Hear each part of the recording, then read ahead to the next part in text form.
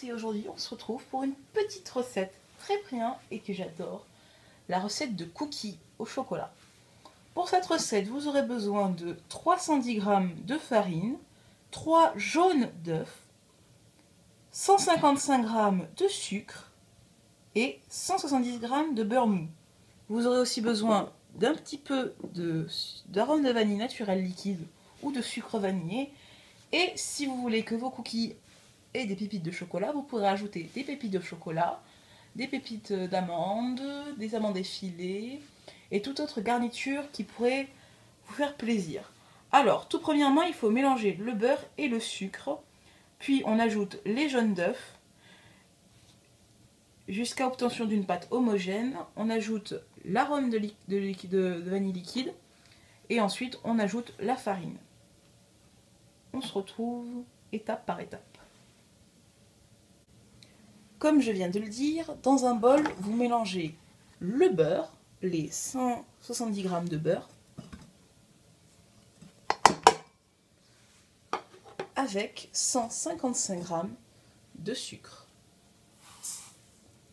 On se retrouve quand c'est mélangé. Vous ajoutez ensuite les œufs, les 3 jaunes d'œufs,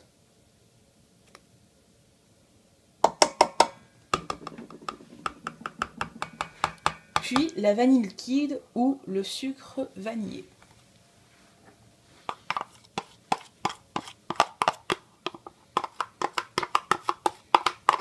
On ne gaspille pas le manger, bien sûr. Vous rajoutez ensuite donc un petit peu de vanille. Juste pour donner du goût. On se retrouve quand tout ça est mélangé. Vous allez ensuite parsemer avec la farine, les 310 g de farine. Vous allez parsemer en pluie quand vous allez mélanger.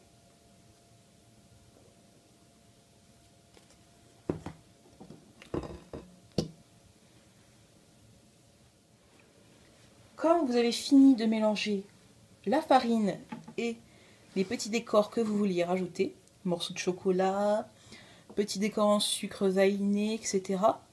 Vous allez avoir deux options possibles, soit les conserver pour les utiliser quand vous voudrez, ou les utiliser maintenant. Alors, pour les utiliser maintenant, pour avoir une quantité de pâte égale, que vous les conserviez ou que vous ne les conserviez pas, j'ai une très bonne astuce, c'est comment on appelle ça? La cuillère à glace. Donc vous prenez votre cuillère, vous prenez un bon morceau de pâte.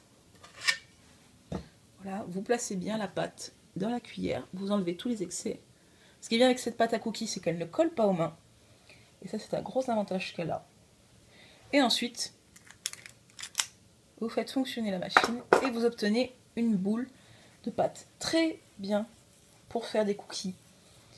Et vous n'avez plus qu'à disposer ça sur une feuille de papier sulfurisé et vous n'avez plus qu'à enfourner. Si vous voulez les conserver, vous les mettez dans une boîte isotherme, vous pouvez les coller, il n'y a pas de problème. Si elles sont mises en boule et que vous les posiez l'une sur l'autre, elles vont coller, mais elles ne seront pas trop dures à décrocher, d'accord? Alors, comme vous avez fait ça, vous allez pouvoir les congeler.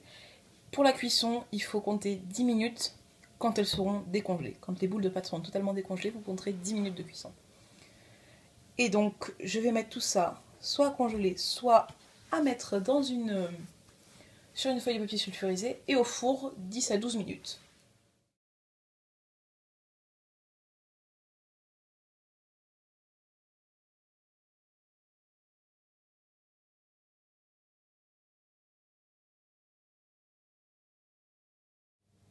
Vous les mettez 10 à 12 minutes à 180 degrés.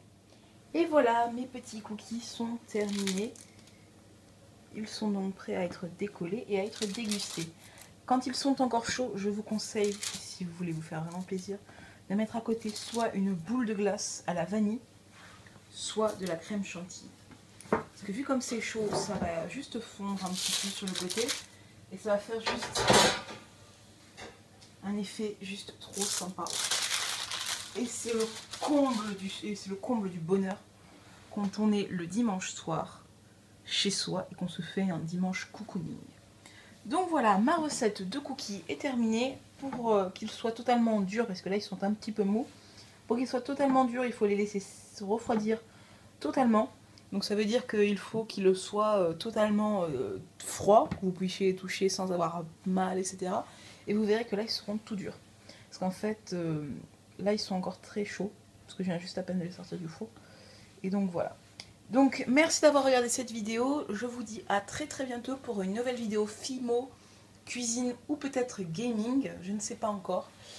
N'oubliez pas de vous abonner à ma chaîne, de mettre un commentaire pour améliorer la vidéo et de mettre un pouce bleu pour dire que vous avez aimé cette vidéo. On se dit à très